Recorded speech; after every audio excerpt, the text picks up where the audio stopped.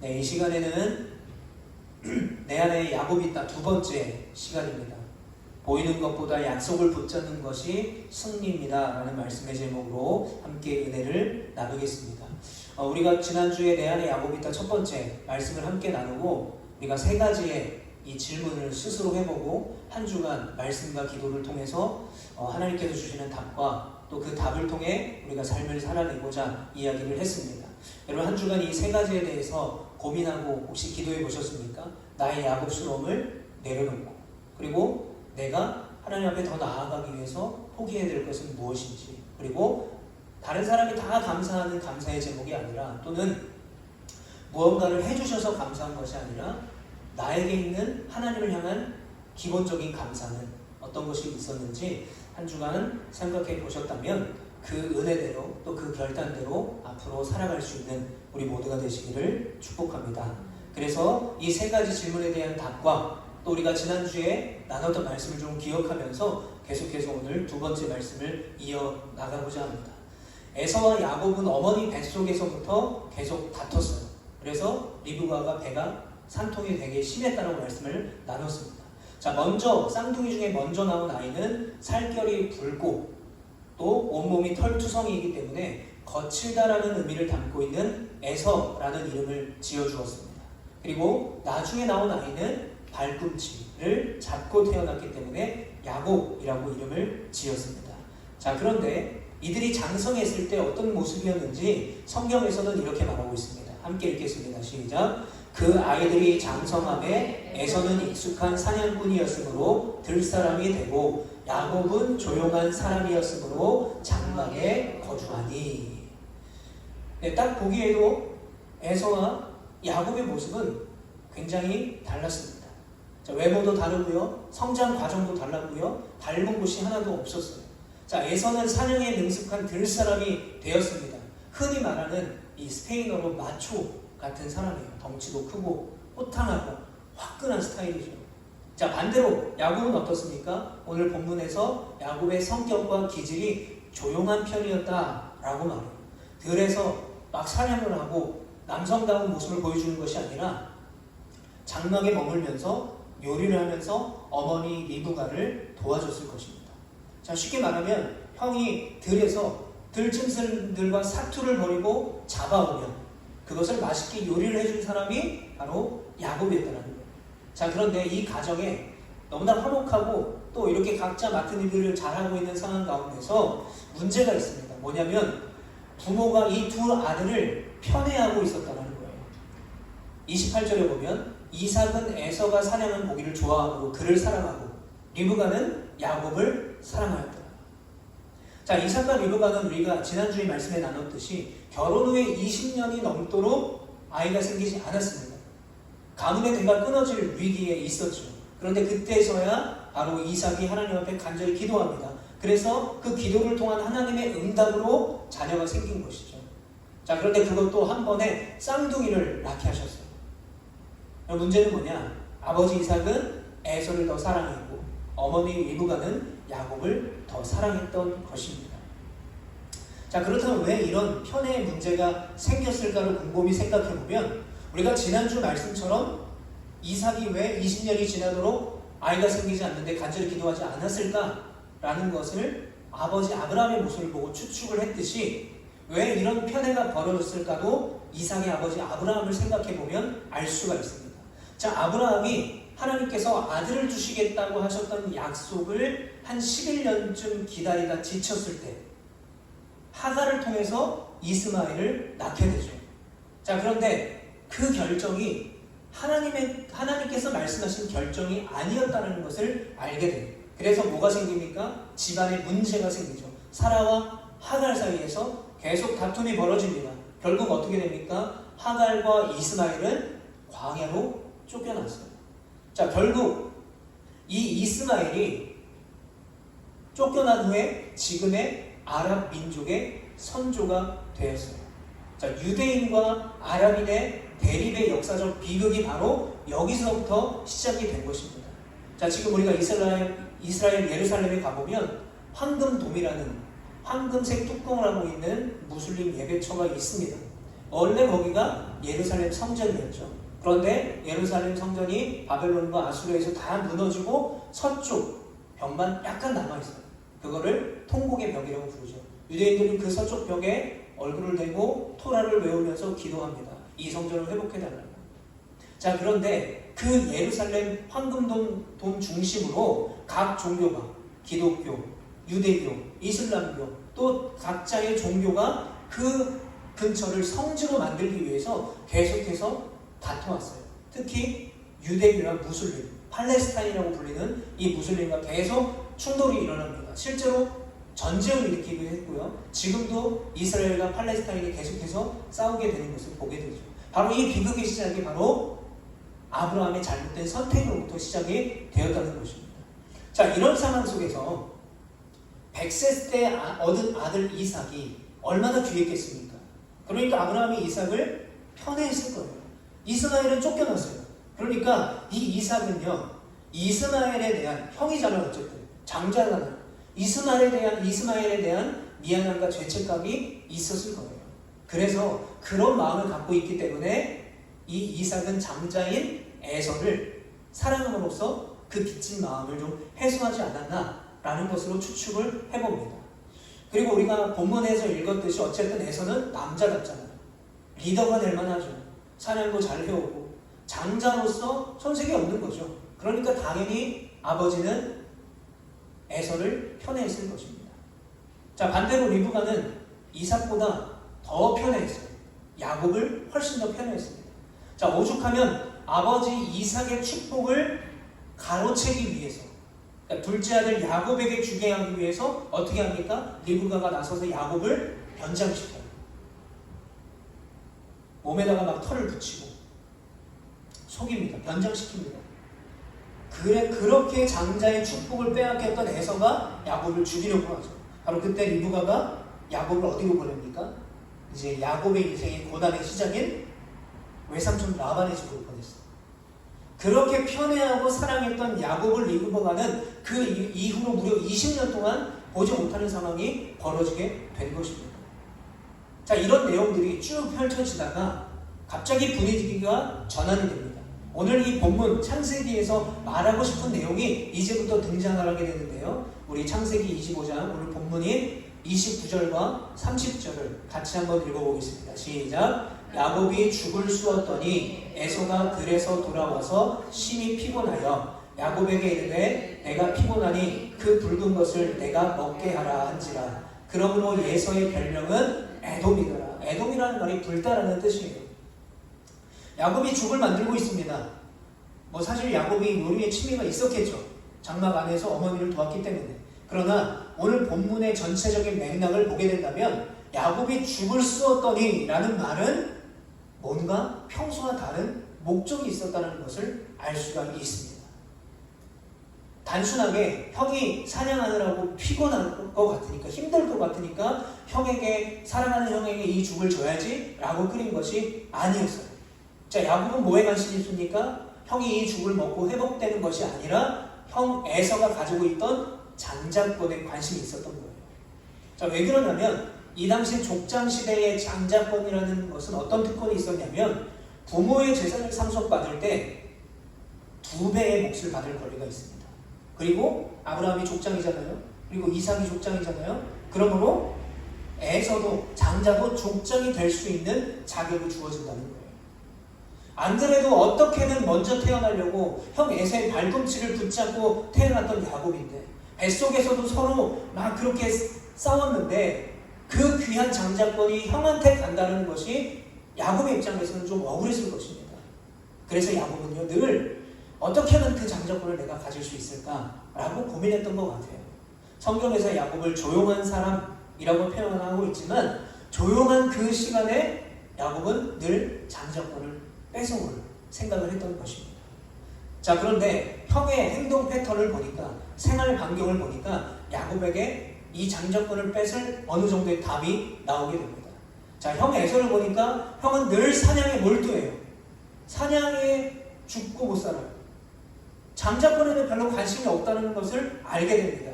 그리고 이 성격상 배가 고프면 앞뒤 안 가리는 사람이라는 것도 알게 되었어요. 그래서 야곱은 나름 치밀하게 이 장자권을 뺏어올 계획을 세웠던 것이죠.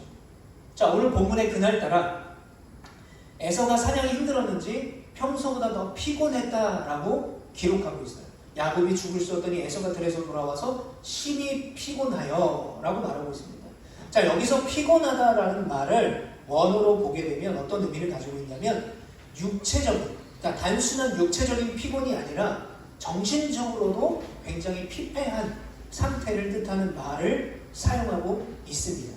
자, 그렇다면 왜 늘 그렇게 사냥을 하던 그리고 사냥에 성공했던 에서가 이날따라 사냥도 실패하고 심리적으로 지쳐있고 육신적으로 더 피곤했을까요?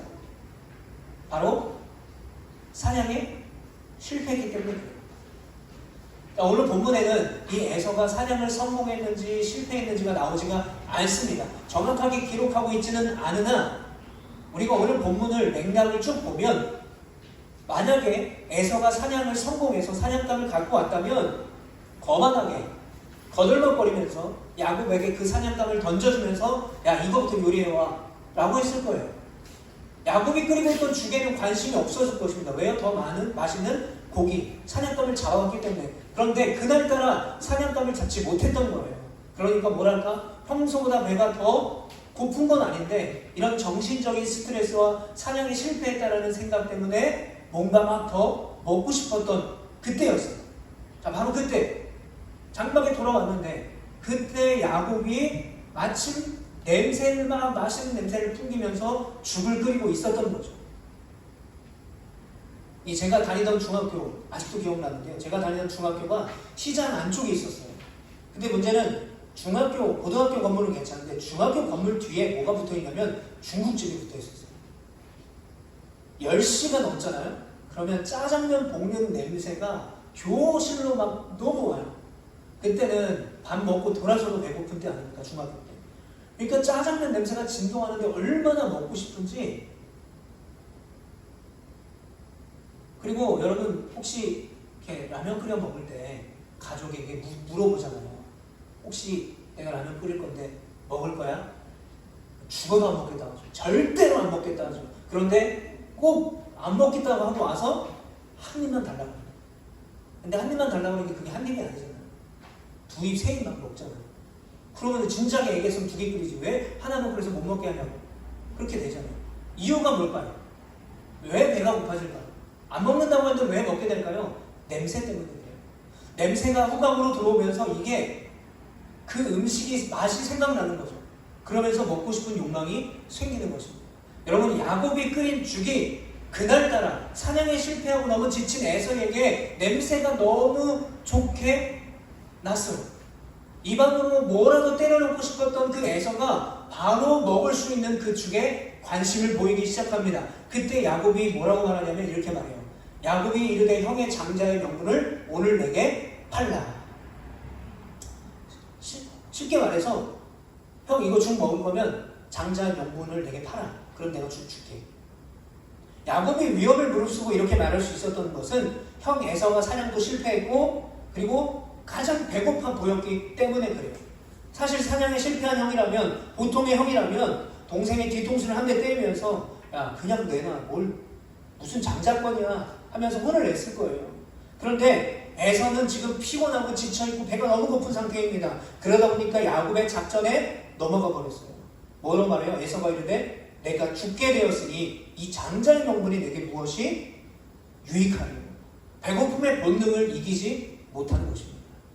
우리가 여기서 이 에서라는 사람이 평소에 이 장자권에 대해서 어떤 생각을 가지고 있는지를 알 수가 있습니다. 제가 초등학교 때 저희 학교에서 이제 우유를 줬습니다. 매일 간식으로. 그러면 이제 우유를 그 학교 바로 앞에 떡볶이집에 가면 이 우유를 떡볶이로 바꿔줬어요. 그 당시에는 이제 물물 교환이 가능했는데 왜 제가 이 우유를 안 먹고 남겨놓고 가서 떡볶이로 바꿔 먹었느냐? 우유는 내일도 먹을 수 있어요. 내일 모레도 먹을 수 있어요. 저 때는 토요일 날도 학교를 갔기 때문에 토요일 날도 우유를 줍니다. 그러니까 우유를 매일 먹을 수 있지만 떡볶이는 내가 돈을 주고 사 먹어야 돼요. 그러니까 매일 먹을 수 있는 우유보다 저에게는 떡볶이가 더 중요하고 간절했기 때문에 가끔 이 우유를 떡볶이로 바꿔 먹었던 거예요. 여러분, 오늘 에서도 마찬가지입니다. 지금 배고파 죽게 되었으니까 장자권보다 앞에 보이는 죽이 더 소중했던 것이죠. 34절 말씀 같이 한번 읽어보겠습니다. 시작. 야곱이 떡과 팥죽을 에서에게 주매 에서가 먹으며 마시고 일어나 갔으니 에서가 장자의 명분을 가볍게 여김이었더라. 여기에 말하고 있잖아요. 에서가 장자의 명분을 가볍게 여겼다. 눈앞에는 맛있는 죽이 끓여져 있습니다. 맛있는 냄새가 진동해요.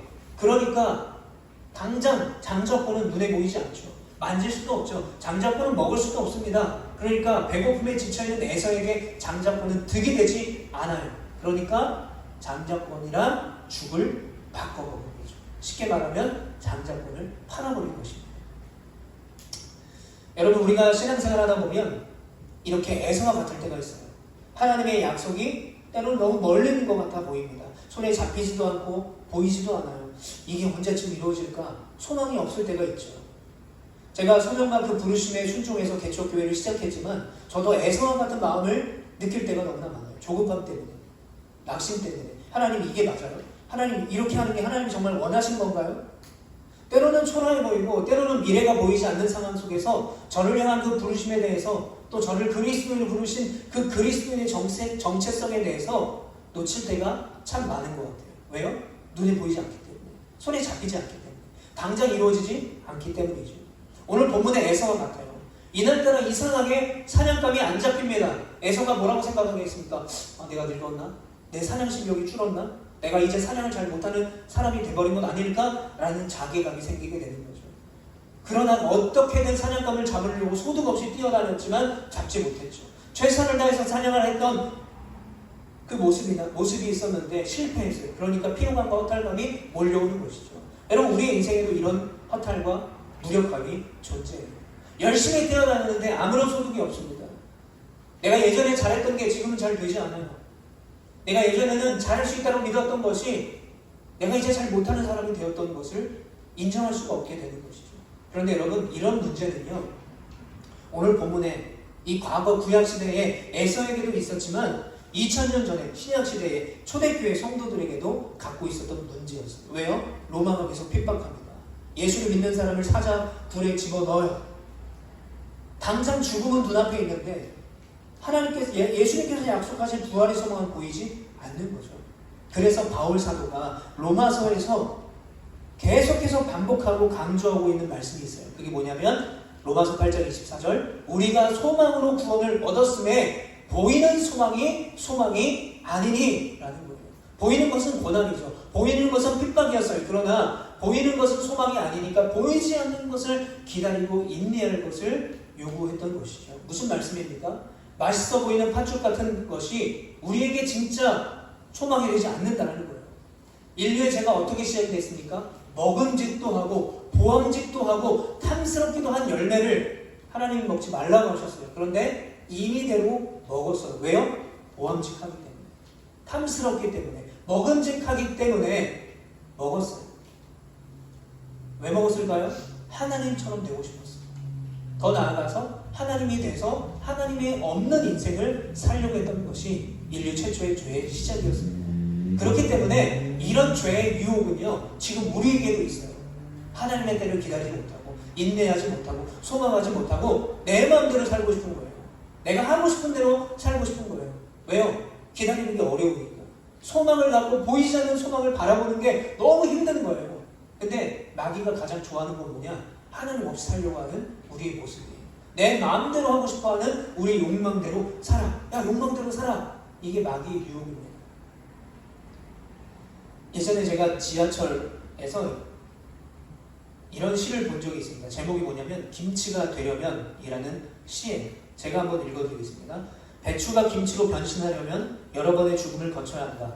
밭에서 뽑혀 뿌리 잘릴 때, 배 갈려 두 쪽으로 찢어질 때, 소금에 절이고 양념으로 숨죽일 때, 제 잎에 둘둘 발려 통에 갇히고 김체에 잠길 때, 이렇게 여러 번 죽은 후 그리고도 자성의 긴 시간을 지나며 썩지 않는 싱싱함을 지나야 비로소 깊은 맛의 김치가 된다. 제가 이 김치가 되려면이라는 시를 읽고 우리 그리스도인, 우리 신앙인의 모습과 너무 닮았다라는 생각을 하게 됩니다. 여러분, 김치가 발효되기 위해서는요, 시간이 필요해요. 우리도 마찬가지입니다. 우리가 그리스도인이 됐지만 하나님의 은혜와 하나님의 소망과 하나님의 약속을 바라보기 위해서는 뭐가 필요하냐? 기다리는 시간이 필요하다는 거예요. 그러므로 여러분, 저도 마찬가지지만 우리 모두가 그리스도인이라면, 믿는 자라면 하늘의 시민권자라는 그 정체성을 가지고 성도라는 명분을 가볍게 여기지 않아야 한다는 거예요. 힘들고 낙심할 때 여러분 주님을 바라보시기 바라요. 힘들고 낙심할 때 나에게 있는 어떤 하늘의 시민권을 아무 소용없이 생각하는 것이 아니라, 너무 가치 없다고 여겨지는 때도 가치 없이 바라보는 것이 아니라 하늘의 소망을 바라보시며 승리할 수 있는 우리 모두가 되시기를 축복합니다. 우리가 아까 찬양했잖아요. 주님만이 내 힘이시며 주님만이 나를 도우시며 나의 능력, 나의 소망 오직 주께 있네. 여러분, 이 고백이 우리의 고백이 되시기를 간절히 축복합니다. 다시 본문으로 돌아가면요, 장자권을 가볍게 여겼던 에서도 문제였지만 여러분, 형을 속여서 거짓말로 장자권을 가져간 야곱도 잘한 것이 없습니다. 왜일까요? 이미 우리가 지난주에 말씀에 나눴듯이 하나님께서 에서와 야곱이 리브가의 뱃속에 있을 때에 형이 동생을 섬길 거다라고 말씀하셨기 때문에 그래요. 이미 그렇게 약속하셨어요. 그런데 그 약속을 먼저는 누가 못 기다렸어요? 어머니인 리브가가 기다리지 못한 것이죠. 아들을 변장시키고 장자의 명분을 그렇게 뺏게 만들었고, 야곱이 기다리지 못하고 치밀하게 계획을 짜서 죽을 통해서 장자권을 사게 되는 일이 벌어진 것입니다. 하나님의 방법이 아니라 자신의 꾀와 자신의 방법으로 그 약속을 성취했기 때문에 앞으로 이제 야곱의 인생은요, 고난길이에요. 형이랑 원수가 됩니다. 형이 죽이려고 쫓아다닙니다. 그리고 외삼촌 라반의 집에 갔는데 가족 같은 분위기라 너무 좋았는데 거기서 노동력 착취를 당하지 않습니까? 너무 험한 인생길을 살게 됐어요. 왜 그럴까요? 하나님의 때를 기다리지 못하고 하나님의 방법을 기다리지 못하고 자기의 방법대로 약속을 성취했기 때문에. 자, 그런데 그럼에도 불구하고요, 오늘 성경에서 강조하는 이 에서와 야곱의 차이가 뭐냐면, 에서는 눈에 보이는 주 때문에 장자의 명분을 버렸지만 야곱은 보이지 않았던 하나님의 약속인 그 장자권을 중요하게 생각했다는 겁니다. 바로 이 차이가 존재합니다. 자, 그래서 히브리서 12장 16절을 보게 되면 이렇게 말합니다. 은행하는 자와 혹 한 그릇 음식을 위하여 장자의 명분을 판 에서와 같이 망령된 자가 없도록 살피라. 자, 성경에서는 에서라는 실명을 콕 집어서 말합니다. 에서를 은행한 자다. 또 뭐라고 말해요? 영혼을 망하는 자리에 두는 망령된 자가 바로 에서라고 말하고 있습니다. 이게 무슨 의미일까요? 세상 속에서 신앙인으로 살아가면서 눈에 보이는 죽 한 그릇 때문에 당장 보이고 당장 잡을 수 있는 것이 내게 유익이 된다고 생각한다는 거죠. 그래서 내게 유익이 되는 그것을 갖기 위해서 때로는 성도의 정체성도 버리고 하늘의 시민권자라는 생각도 버리는 망령된 일을 하지 말라는 것입니다. 여러분, 십계명 중에 여호와의 이름을 망령되이 일컫지 말게 하라 라는 말씀이 있어요. 단순히 우리가 하나님 외에 다른 신을 섬긴다고 여호와의 이름을 망령되게 만드는 것이 아니라, 우리가 예수님을 믿는다고 말하지만 당장 보이는 것 때문에 성도라는 정체성을 버리는 것, 하늘의 시민권자라는 생각을 버리는 것이 바로 망령된 일이라고 성경에서는 분명하게 말하고 있습니다. 자, 그렇다면 이 두 번의 야곱의 모습을 보면서 우리가 앞으로 가져야 될 정체성은 무엇일까? 사도 바울이 이렇게 말합니다.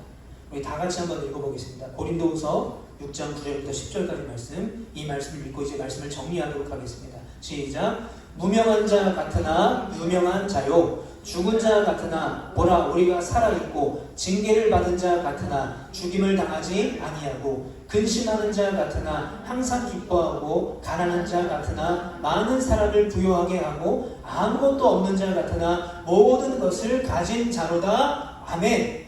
여러분, 이것이 우리 성도의 정체성임을 기억하시길 바라요. 여러분, 그래서 그리스도인들은 실리보다, 실질적인 이익보다 성도라는 명분과 정체성을 가지고 살아가야 됩니다.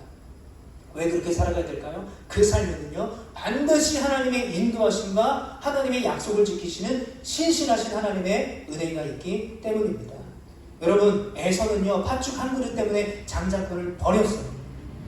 우리는 눈앞의 신뢰 때문에 성도라는 정체성과 하늘 시민권을 놓쳐서는 안 된다는 것입니다. 여러분, 성도의 명분을 지키시길 바랍니다. 내가 그 약속을 바라보는 것이 내 눈에 보이는 것보다, 내 눈에 보이는 것을 취하는 것보다, 세상이 말하는 확신하는 것을 내가 붙잡는 것보다 더 큰 승리임을 기억할 수 있는 우리 모두가 되시기를 바랍니다. 인생길 속에 찾아오는 그 수많은 명분과 심리 앞에서, 또 때로는 세상의 조롱과 나 스스로가 나를 조롱하는 그 순간에도 하나님이 주신 하늘 시민권의 명분을, 또 그리스도의 정체성을, 성도라는 축복과 은혜를 한순간도 놓치지 않고 그 믿음의 길을 당당하게 걸어갈 수 있는 여기 계신 모든 귀한 성도님 되시기를 예수님의 이름으로 간절히 축복합니다. 우리 시간 들은 말씀을 기억하면서 함께 기도하기를 원합니다. 하나님, 오늘도 나를 이곳에 부르신 주님의